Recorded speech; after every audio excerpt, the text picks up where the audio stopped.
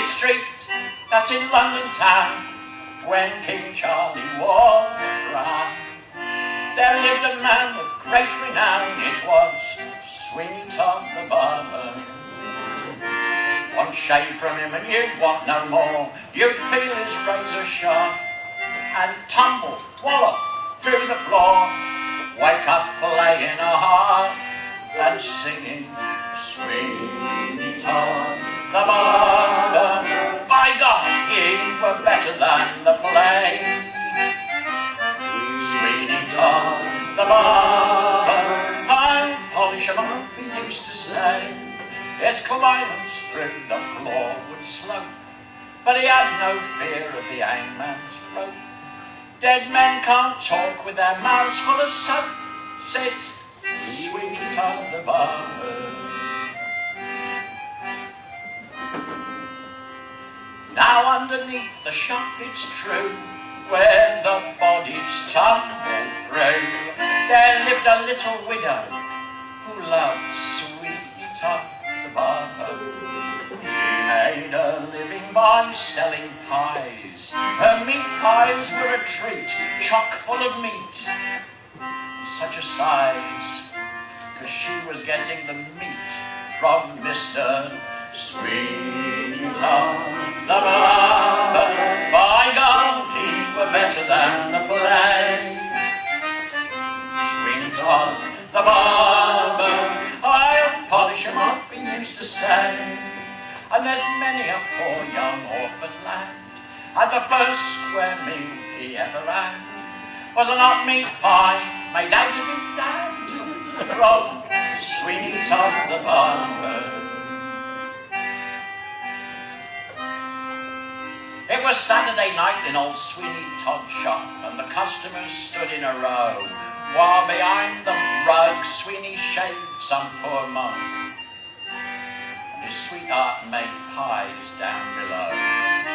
Though none were aware he were cut prices there, they were rolling in twos and in threes, and his foot got quite sore pressing knob on the floor, and his voice went from saying, "Next, please."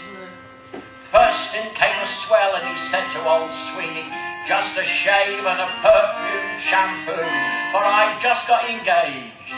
Sweeney just pressed the knob and said, "There, now it's all fallen through." Next a bookmaker sat with his mouth full of soap, said they're all backing favourites today, so I expect I'll go down. Sweeney said, "Yes, you will," and he did. He went down straight away. But what rotten luck! The darn trap went and stuck, for the hinge he'd forgotten to grease, and a customer ran to the door crying police, just as Sweeney was saying, "Next please." Yes, he ran to the door and he shouted out police. He shouted out police 9 times or 10, but no policeman came. It wasn't no wonder. Police hadn't been invented by then. But up came the bold Bow Street runners, huzzah!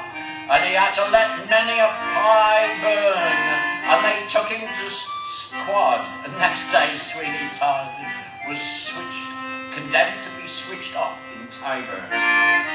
And there in the gibbet he hangs in his chains, and they do say a little black crow made a sweet little nest in old Sweeney Todd's whiskers, and he sang as he swung to and fro, Sweeney Todd the Barber, by God, he were better than the play. Sweeney Todd the Barber, they buried him underneath the clay, and old Nick calls him from his grave, saying, "Wake up, Sweeney, I need a shave." And Mrs. Nick wants a permanent wave from Sweeney Todd the Barber.